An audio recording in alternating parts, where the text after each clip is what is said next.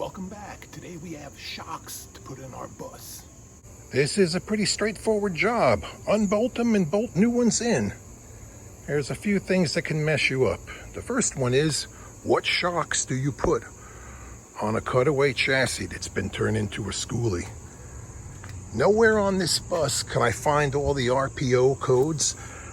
That's blank. I've searched everywhere for a sticker that shows what everything is that was built on it.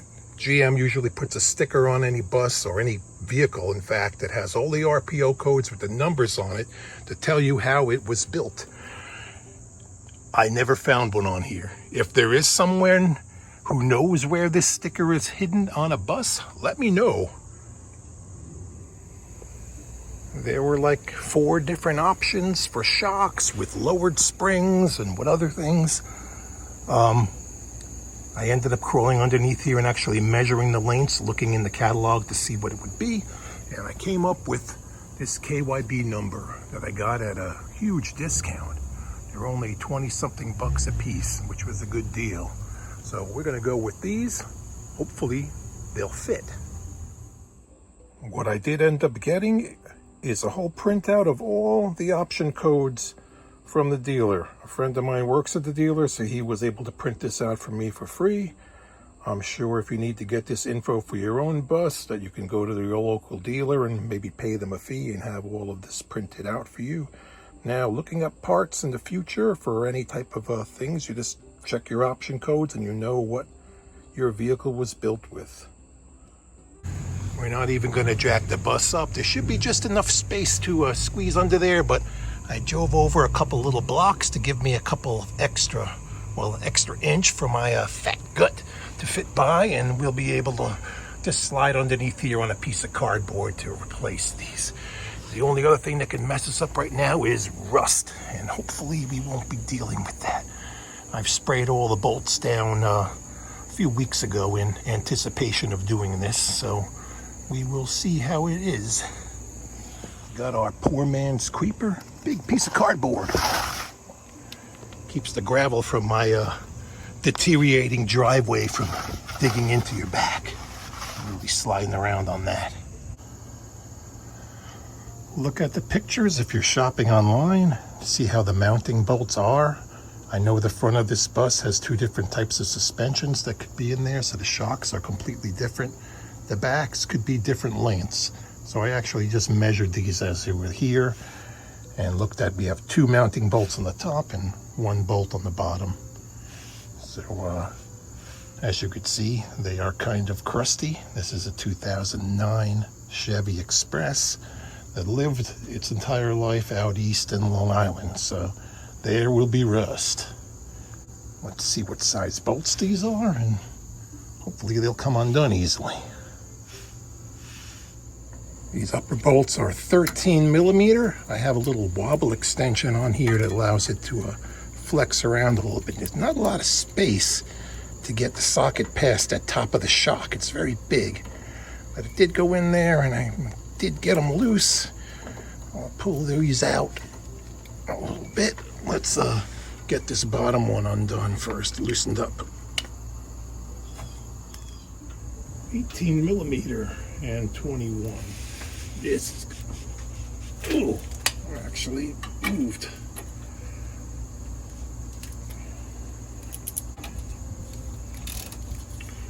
We're not using power tools because it's early in the morning and my neighbors will get mad. Gotta be good to your neighbors. Just get the nut off of here first. Like I said, this shock appears to be original, and this bus has 140-something thousand miles on it, 145. I'd be surprised if they lasted this long. Take a closer look at them and see if there's any name on them, if they were switched at one point. Come on out.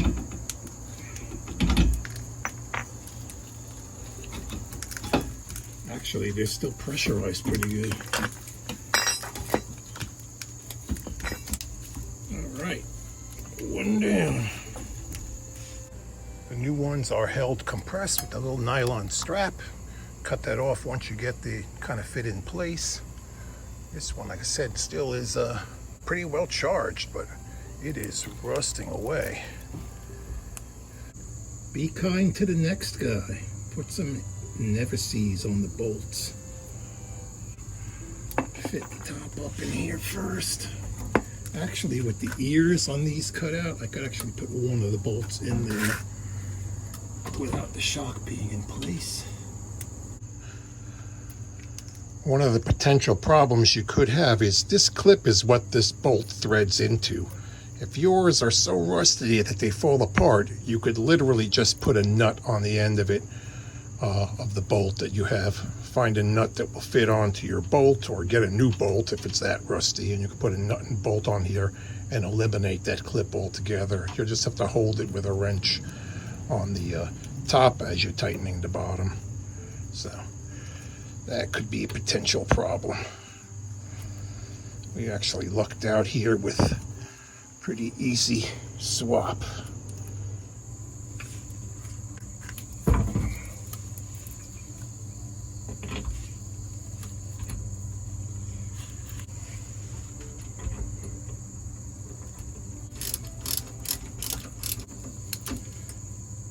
All right, we'll tighten the rest up later.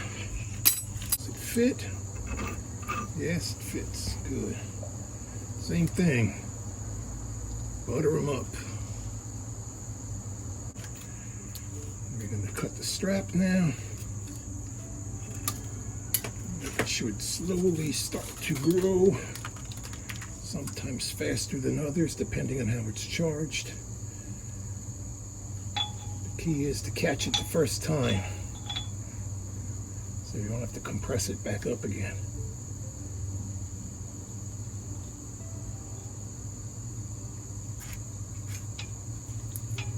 Come on. All right, caught it. And we can tighten everything back up.